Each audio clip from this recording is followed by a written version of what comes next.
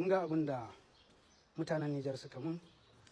Na tafi masallaci sama da mutum 50 sun je masallacin kawai don in na zo su haɗu da ni. Kuna gani kun ga irin abin da suka mun, suka dake ni sama da mutum 50. To kamar yadda na faɗa fita dai ba zan fasa ba. In duka in kashe ni za ku yi sai dai ku kashe ni. Ba komai, rayuwa ce. Wannan abin da kuka yi za a ɗauki fansa a kai. Ku shirya ko ma yaushe ne, tunda dai wannan shine abin da kuka ɗauka a matsayin fasinal, kuka da ke kuka ji min ciwo sama da mutum 50 akan ni kadai, saboda mutanen ku sun zage ni. Na fito na yi bidiyo na nuna ban ji daɗi ba, kuka zo kuka dake ni, kuka yayyaye ni ku wajen 50 akan ni kadai. So ba ku mai rayuwa ce, kar ku manta cewa mutanen ku suna rayuwa a cikin Najeriya.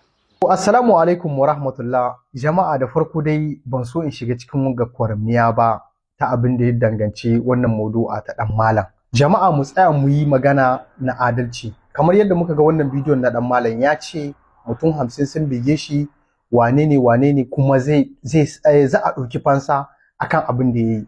Idan muka tsaya muka dubi wannan magana ce babba kuma wacce take da muhimmanci. Amma mai hankali ko kuma wanda aje hankalin shi ƙasa shine zai gane wannan magana menene take nufi. Mu ga magana bisa faifai na adalci. Yau duk wata ƙasa a duniya in dai kaga 'yan ƙasan suna son shugaban ƙasar nan, to kakkai kuskure ka zo ka zagi wannan ƙasa ko ka zagi 'yan ƙasan ko kuma shugaban ƙasa. Surtu ita ƙasar Nijar da ya zan shi ɗan Nijar zai iya bada rayuwar shi akan ƙasar shi. Ɗan Nijar ko ina zai je a duniya ba zai taɓa canza sunan shi ba da cewa shi ba ɗan Nijar bane, ba ɗan wata ƙasa. Yana alfahari da ƙasar shi. Ɗan Nijar ne zaka iya ka zagi iyayen shi bai ma magana ba, amma in ka zagi ƙasar shi sai ya nuna ma ɗan yatsa. Kenan a bisa faifai na adalci, ba dai ina ɗan Nijar ba dai ina son 'yan ƙasata ba. Ɗan malam abin da ya zo ya yi shine ya ja ma kanshi duk wata fitina.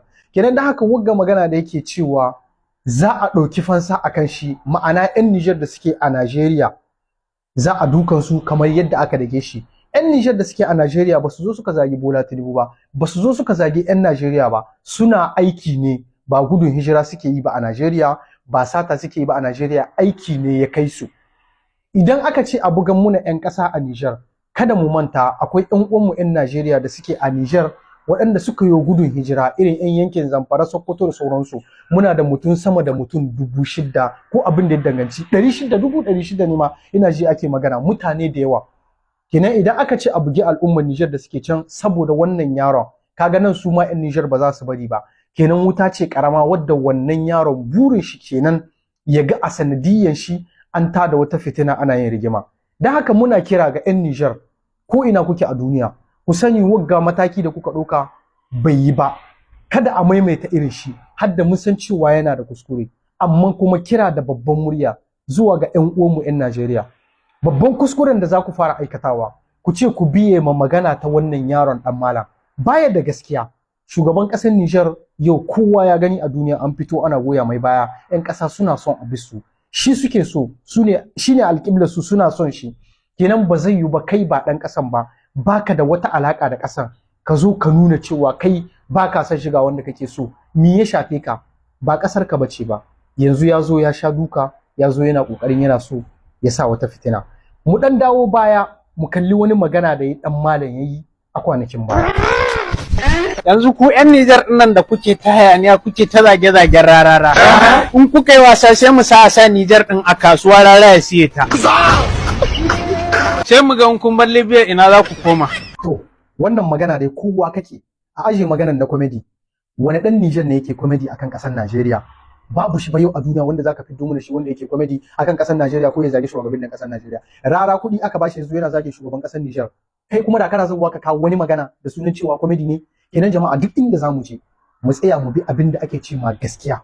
Kuma kafin wannan bidiyon bari in fito muku wani bidiyo na ƙarshe. To Nijar ɗin wa me aka yi? Ko 'yan agajin mu na Najeriya da 'yan Hizba sun isa su je har fadan shugaban ƙasa su karɓo ba su. Barantana sojoji. Yo ko ni ba sai in karya tara ba. Waɗannan abubuwan ɗan malam yana yin su ne da sunan comedy, amma akwai saƙon da yake turawa a ciki. Kowane lokaci shi yake tsokanan Nijar ko kuma in ce yake tsokanan 'yan Nijar. Kuma abinda har yanzu mutane da suka kasa su gagara, ɗan Nijar bai wasa akan ƙasar shi.